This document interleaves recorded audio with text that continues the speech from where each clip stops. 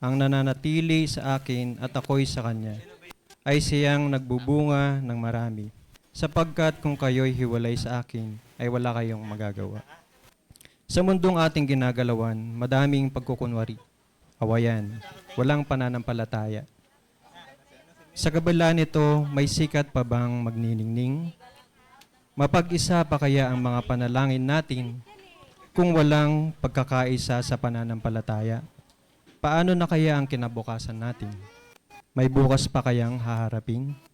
Kaya kailangan natin ang Panginoon para sa ating hinaharap at kinabukasan. Dahil kung wala siya, wala tayong magagawa. At ano kaya ang ating haharapin?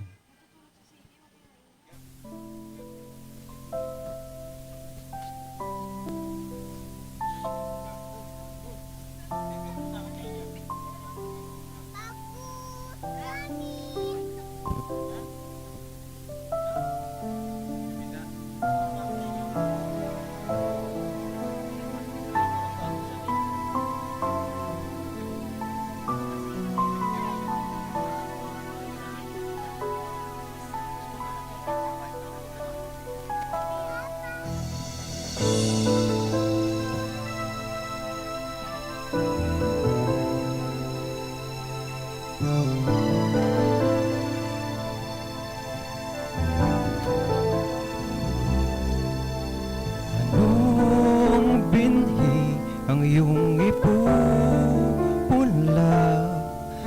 Gayong tuyo ng ating lupa. Anong pagmamahal ang iyong iaalay sa isang mag-anak na hiwa-hiwalay? Anong bukas ang haharapin sa kabila ng mga balat kayo lihim? May sikat bang magniningning sa bawat sugat na tumatakboy sa dilim? Ano ngayon ang ating babaguhin upang maituwid ang ating landasin? Anong bukas pa ba ang dapat tatnin nang tayo'y manumbalik sa Diyos natin?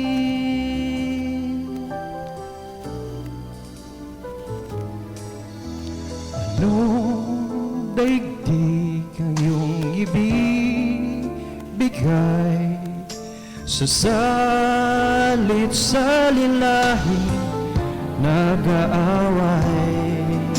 Anong pananalig ang iyong itataas pagsapit natin sa hindi tiyak na bukas?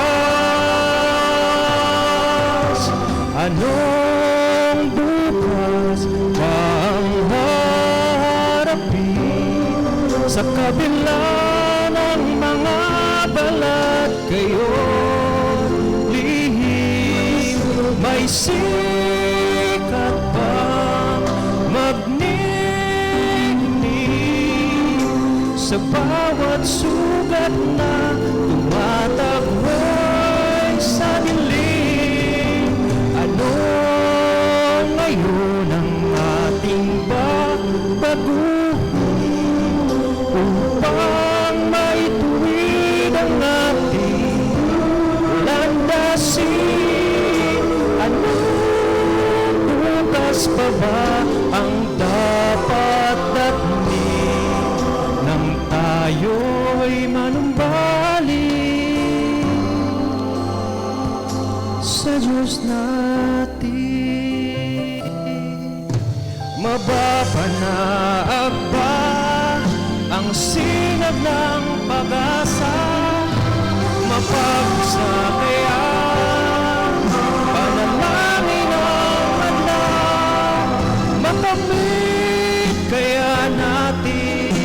sa ating panahon, ang panatag na nagmumula sa ating Panginoon.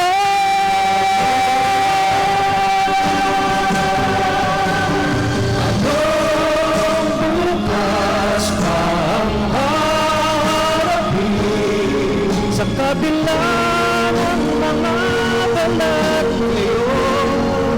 Lihis may sikat pa pagniningning sa bawat sugat na tumatagpo ay sa dilim.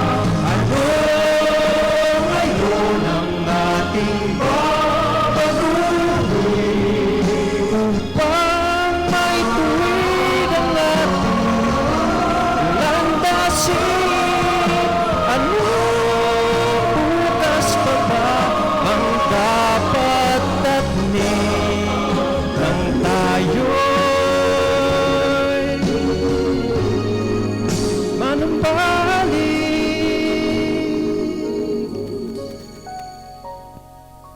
sa Diyos natin?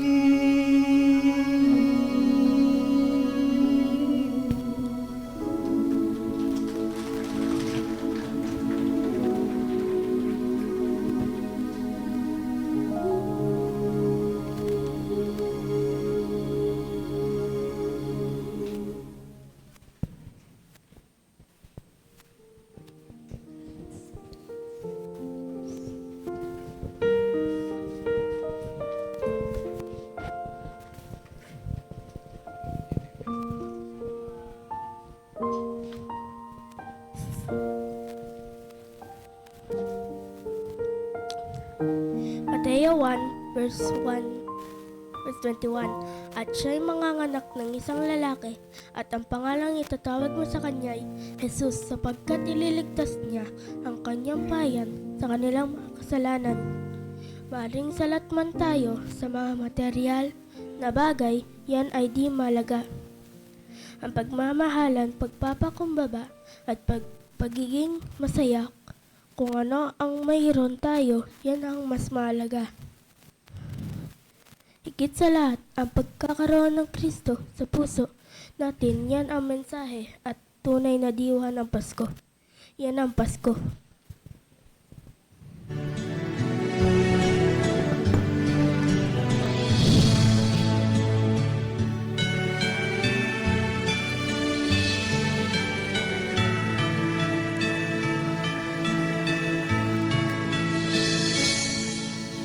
Wala akong bagong damit, sapatos na butas ang aking gamit.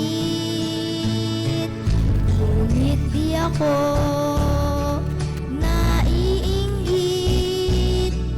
dahil alam ko kung anong tunay na Pasko. Hindi bagong damit o palamuting maririkit, di pagkaing masarap na wala kaming mahirap. Pasko, tunay na diwa ay pagpapakumbaba sa isang dampang sabsaban, sinila siyang isang dukha.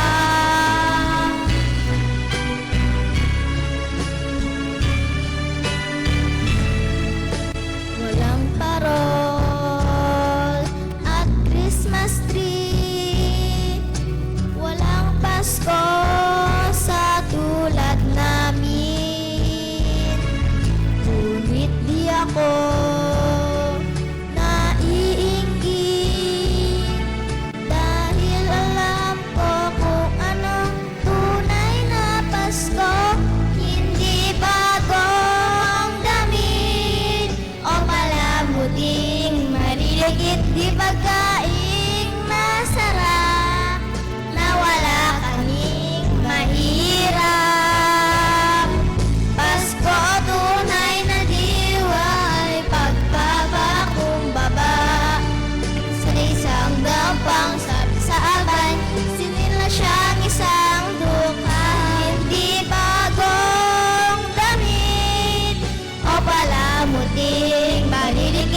pagkaing masarap na wala kaming mahirap. Pasko tunay na diwa ay pagpapakumbaba sa isang dampang sabsaban, sila siyang isang dukha. Isang dukha.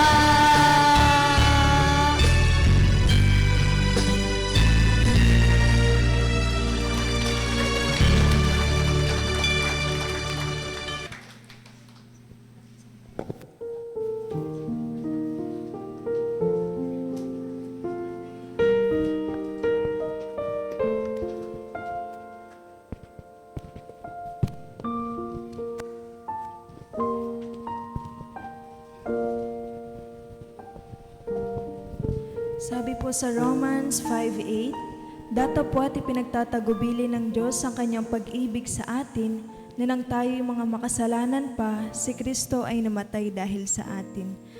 Ibinigay ni Kristo ang sarili.